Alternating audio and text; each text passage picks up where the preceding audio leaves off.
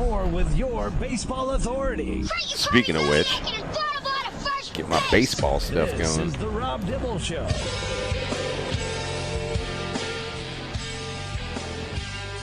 All right, it's Daily Pickle time, man. We got a couple of guys that just absolutely threw gems when they needed them. Giants have been gaining ground slowly but surely on the Padres, trying to catch the Dodgers, trying to catch a wild card playoff spot. And Dodgers, Yamamoto, who I would give this dude the ball in game one. I agree. Of any postseason I game. agree. This guy, when he's on, is unhittable.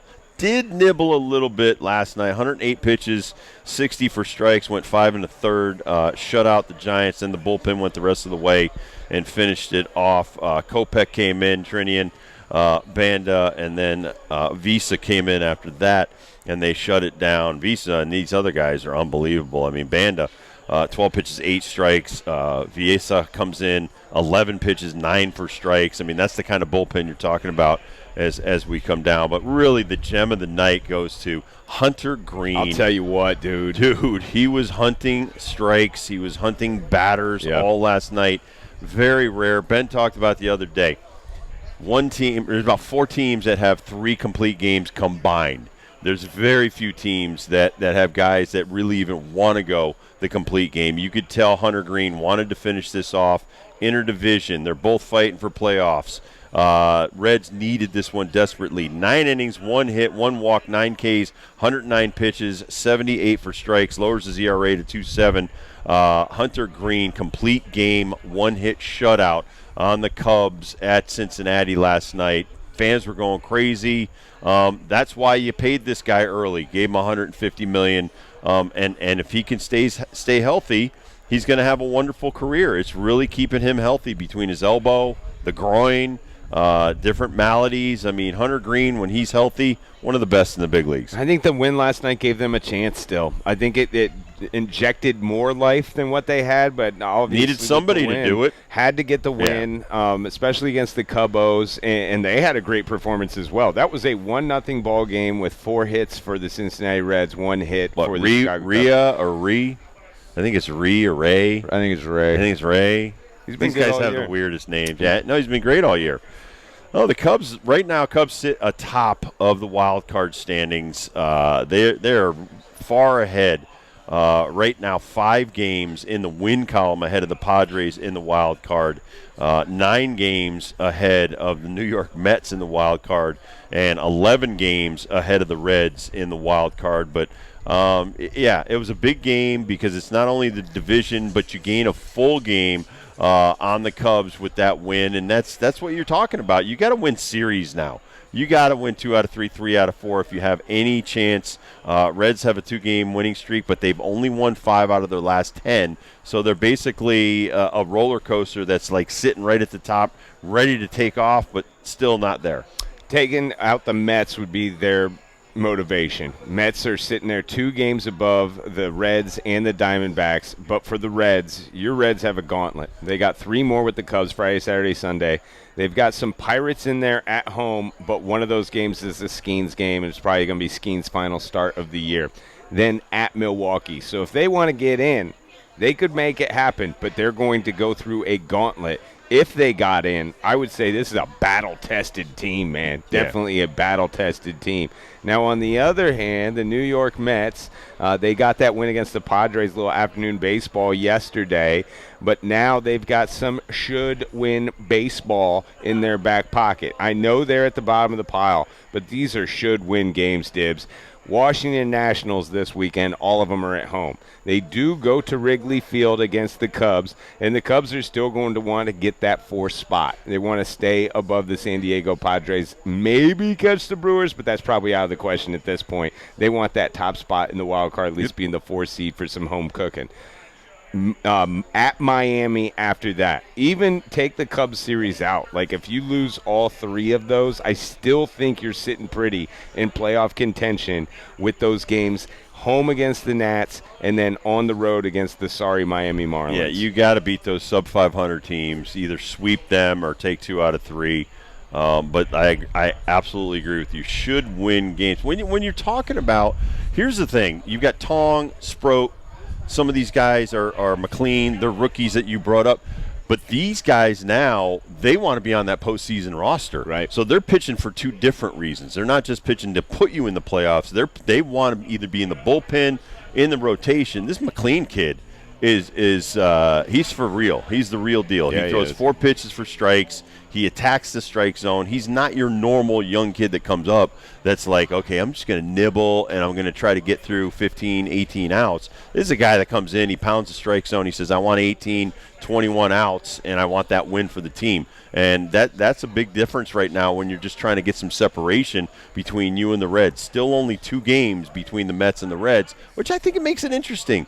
It's still fun leading down to the last week of the season when you've got, I don't know, let's say 6 opportunities to get 3 spots in the wild card in each league. Yep. So that gives you 12 teams that are still 12 cities that are still thinking we've got a shot at getting to the postseason. Now, there's only going to be 6 of those gift cards given out, those golden tickets, so to speak, going to the wild card in Major League Baseball, but it's a lot more fun dreaming and hoping. I agree. With 2 weeks left in the season. I mean, so many teams, if we were back to the 4-team per league format, so many teams would have been on the golf course at this point. And then the one-game playoff, which really ticked me off because you played 162 games to play 1 game. Why were we doing that? You get 1 bad start. Well, because So Bud stupid. Selig and the owners thought that was cool. Then Manfred said, oh, okay, I'll do what Bud told me to do. I mean, now I like the playoff format. I really do. The other team in the mix in the NL is the Diamondbacks, but they have the biggest gauntlet amongst all teams. Like, I see your Reds, but I raise you the Diamondbacks. They got 3 at home this weekend against the Phillies, playoff team. They're already locked in. 3 more at home against the Dodgers. Not locked in, but pretty much a playoff team. And then at San Diego. Those are 3 series, 3 playoff teams. If the Diamondbacks get in, they earned it. They definitely earned it. And the Mets, if the Mets don't get in, monumental collapse. Monumental collapse with their payroll, their hammers that they got in that lineup, their lead that they have had all season long, for them to falter in these next couple of weeks against the Nats. You know, I don't care if they lose 2 out of 3 or even get swept by the Cubs, but if they lose any games against the Nats, sub-500 teams, any games in your against division, those Marlins, huge collapse for the New York Metropolitans. Well, I think a lot of the injuries that you look at with this pitching staff, they were hoping that those guys would be the answer. And when it doesn't happen, and now you look at, 1, 2, 3 of your 5 pit starters are rookies. Your number 2 guy is Clay Holmes, a former closer that was actually on the crosstown rival Yankees last year, closing out games for the last few years. That's where you look at the general manager and you start looking at these analytics guys. Like, how did we mess this up? How did we mess this up at the trade deadline? You know, you didn't go out there and get like a Bieber. You didn't go out there and get somebody that was available out there. You basically thought that our minor league system would have to propel us into the postseason and then carry us in the postseason.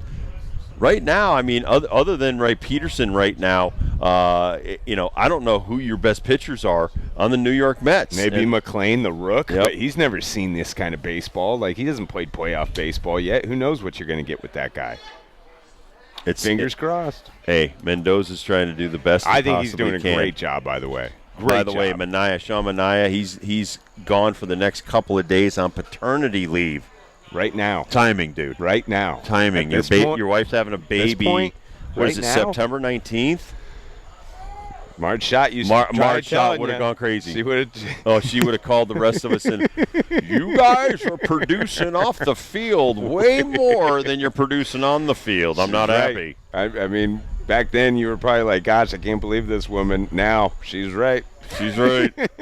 Let's go to the AL. The gem of the night was Max Fried. Great performance from him for the New York Yankees. Might have got the Cy Young with that one. You think so? He's right there with it. Scooble will have one, maybe Scooble. 2 left. After talking about this yesterday at Sliders, I don't like Scooble being your Cy Young. I think Crochet's got a better argument, and then you're right. I think Max Fried might have a better argument than Tarek Scooble. Hey, listen, Tarek has carried this team, but now he's starting to kind of – it's like the end of a NASCAR race. You're just hoping you have enough gas to finish the race. A little bit. And Scooble right now is running on fumes. This guy, we know how good he is, but it's more – Do you rest him for the postseason? Do you limit his pitching, quota? Do we go like 5 innings, or do we go like 90 pitches? I mean, how are we going to look at Tariq Skubal going forward if I'm A.J. Hinch? I mean, I'm not just looking at him. I'm looking at my Phillies. I'm looking at the Dodgers. I'm looking at the Brewers, these first-place teams.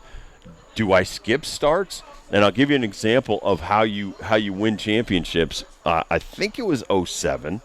If I'm not mistaken, where you rested Josh Beckett and you rested Kurt Schilling. They only made 2 starts each in September.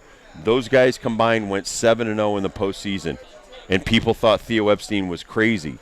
And so that's the kind of management where I'm like, I can appreciate what he did right here, because he saved them for the postseason where we wanted to win another championship. We got one in 2004, and bam, you absolutely won that with resting those guys in September. When you recognized that they were running on fumes and missing a start here or backing them up an extra day there was going to help them in the postseason. I wonder if adding that 6th playoff team has changed philosophy in that regard, whether or not you can't rest guys anymore like you could in 2007 because of home field advantage and because of all these guys that are still in contention to make the playoffs. Yankees, by the way, nothing but should win baseball from now until the playoffs. They're in Baltimore again for a series this weekend. They started yesterday, and then they've got the White Sox, and then they've got Baltimore again. All right, you're the Blue Jays. You have a 3-game lead right now with, I don't know, That's how many more you got to play? 9. So nine more. 9 more games to play. All right, Blue Jays at Kansas City for 3. At Kansas City, home in Boston, and home against Tampa Bay. Right. What do you do with those pitchers? Man. What do you do with those pitchers? Because you got a 3-game lead right now in a team with a bunch of should-win baseball that I don't think you want to play at Yankee Scherzer goes Stadium. tonight. He's 40. So Scherzer goes tonight. They've got him penciled in for 2 starts. Then there's nobody penciled in for the last two games of the season, right, which if you're up 3 with 2 to play, you can rest some guys and finagle that. Have some September call-ups that start those 2 games. Very interesting. Very interesting. And listen, this is trying to win championships by moving pieces around, rusting. Listen, do you want to rest Bo Bichette? Do you want to rest Vladdy Jr., Springer, some of these guys? Yeah. I don't know how Springer's legs feel right now. Right. I don't know how Kirk feels right now. That's First of all, that guy's overweight and out of shape. But I need his bat. I need him to catch and call the pitching for the postseason. So where am I trying to give him days off without hurting our record? We want, and right now, looking at the standings, Blue Jays have the best record by 5 games, 4 games over the Tigers in the American League. So they would have home field advantage throughout the postseason. Unless they give it up to the Yankees. Exactly. And they have 3 against the Red Sox. So where am I resting my pitchers? The best race, though, in baseball is out west. Seattle versus Houston. And they're then deadlocked. Throw the Rangers in there, too, because they're not out of it. But, yeah, they're deadlocked. They have zero margin for error right now. Like, as far as we're talking with the Reds, we're talking the Diamondbacks, yeah, they need to win all their games.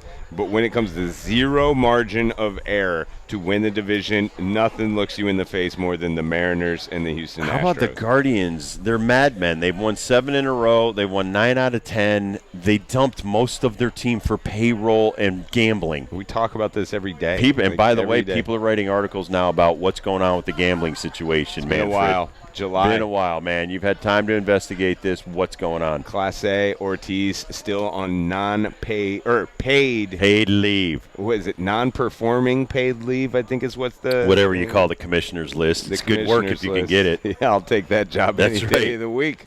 Any day of the week. Right now, Guardians are a game and a half behind the Red Sox, still sniffing the postseason and putting pressure on your Red Sox, who are trying to back into the playoffs 5-5, ugly losses against the A's. That was a bad series. And I don't like how the Tigers have been playing either. Like, Tigers are not locking in that division right now, and the Guardians, like you said, just pesky, man. Pesky with what they do. I'm rooting for them. I feel like I always become a Guardians or a Cleveland baseball fan right around now because this is their time. It doesn't matter who's on the team. Something about that city in late season baseball where they really make a push. Tonight, tonight, we've got Crochet on the mound against Rasmussen. That is Red Sox Tampa Bay. For you Yankee fans, we have got another game against Baltimore. Will Warren will get the start against Trevor Rogers. And then New York Mets. Where are my Mets at? Mets are at home, right? Yeah, Mets are at home against the Nationals. That Sproat with his mustache looking good. He's going to be on the mound for the Mets. He looks like a fireman from the 70s. Yes, he does. He looks like he just came off the slow pitch softball team from the fireman's department. Need him tonight, though, man. Yeah. These are should-win baseball games. And your Cubos have Imanaga versus Lodolo of the Reds, so that's another good matchup. A couple of nasty lefties. Interesting. It's a very interesting game right there. Because the Cubs, they still have some things to play for. They still want to stay in that 4 spot, like I said. But another couple of wins, they're going to be doing what you suggested and trying to rest guys and get ready for postseason play. All right, we caught up with Brandon Lang from BrandonLang.com. We'll give you some tidbits of stuff you should be thinking about, putting your money on this weekend. It's the Rob Dibble Show with Ben Darnell, Kurt Kaplan on the ones and twos back in Hartford. We're live at Murphy's, your Yukon ticket blitz. Don't forget, Adam Giardino will join us next hour. Who you got at 525? Keep it right there for you, Fox Sports Radio. The ultimate celebration.